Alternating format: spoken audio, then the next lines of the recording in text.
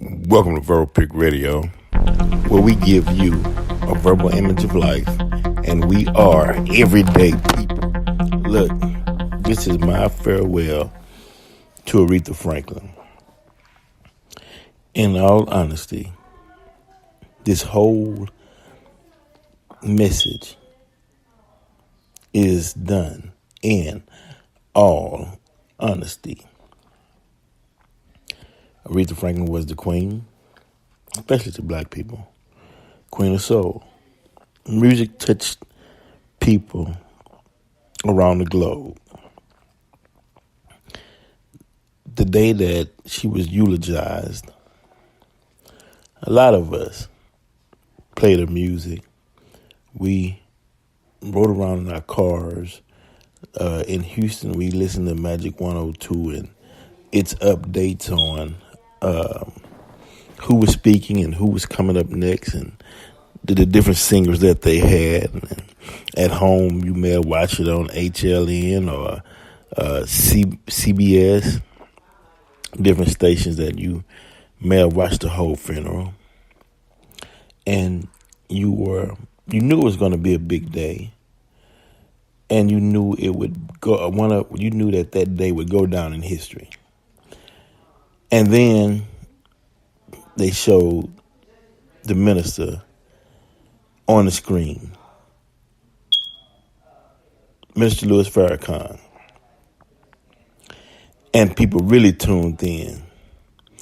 They anticipated to hear what the minister had to say regarding Aretha Franklin, because we knew that if the minister spoke, for one, we needed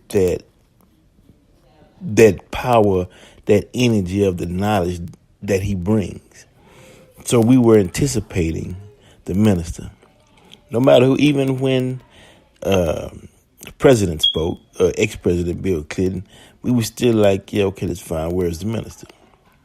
Now, Michael Eric Dyson did a great job. And we we thought, okay, he's energizing the people because he's getting them ready to hear the minister. Because in truth, as far as delivering messages and power and the long-standing, the record that the minister has with black community and the love that he demonstrated, Mike Eric Dyson is not Minister Farrakhan. Jesse Jackson is not Minister Farrakhan. The preachers who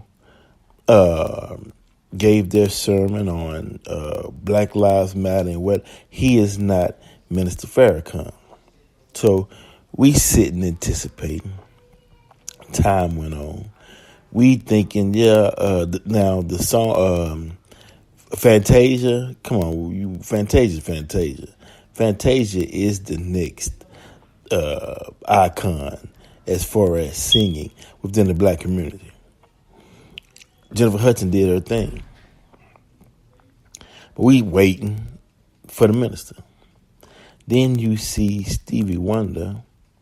He comes out and we was like, yeah, go Stevie, but you're not getting ready to close it out. The minister haven't said anything yet. And Stevie did the harmonica and he paid his tribute and he sung.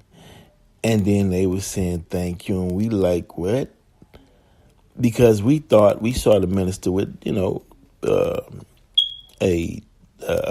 letter in his hand, a note or whatever. We assumed that, that was something that he may have written or, getting ready to go over the remarks that he was getting ready to make in regards to the passing of the great Aretha Franklin. Then it was over with.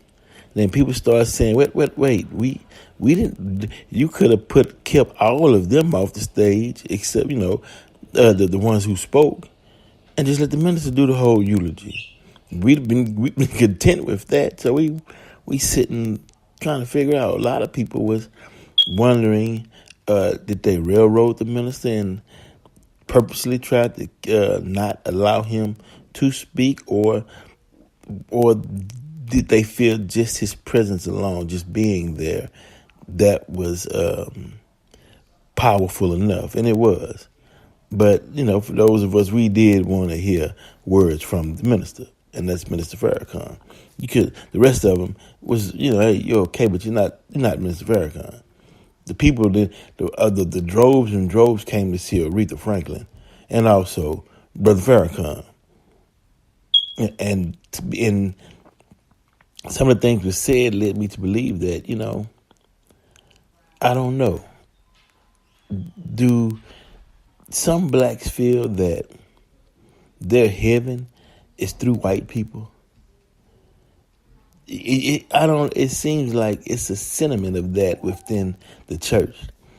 Those churches still who got the white Jesus, and the churches who still preached a sermon that lets white folks know that we'll uphold you and beat our people down for the sake of God knows what. The ones who deliver sermons that you don't know what the hell they saying. You don't know. It's not making any sense. And then they go bust into a song, and everybody start clapping and running up and down the aisles, and it's played out. It's over. The gig is up. Today, especially in this internet era, people want solid knowledge, solid information. And that's why Aretha Franklin wanted Minister Farrakhan to eulogize her, to be present. Brother Farrakhan speaks of a time when, in 1972, in New York, when the police rushed into the mosque and an altercation arose, and Aretha was there. And he said, and she asked, has the Reverend Jesse Jackson been there? It was like, no, not yet. She said, well, he'll be here within 48 hours. And he was there, standing alongside the Muslims to show you the power that Aretha had, but she understood that you have to exert power at the right time, at the right place. You got to seize the moment to understand. You don't let the wolves in the door and then try to push them out the door. She understood that. But it's like we got elements within our community that's either working with the wolves or afraid of the wolves or want to be with the wolves. It's coming clear, though, because and this is a big if, this is a big if they purposely railroaded the minister by not letting him speak at Aretha Franklin's going home party, going home celebration, they have no idea of what the fallout from that will be. Because let me tell you something. The only reason sympathy is for the black church and stands with the black church is because the minister preaches unity. He preaches that message, unity, unite. We know these pastors who've been stealing money. We know these adulterous pastors who've been running around with the women in the congregation. We know these in the closet homosexual pastors who's sleeping with the men in the church. We know all about it.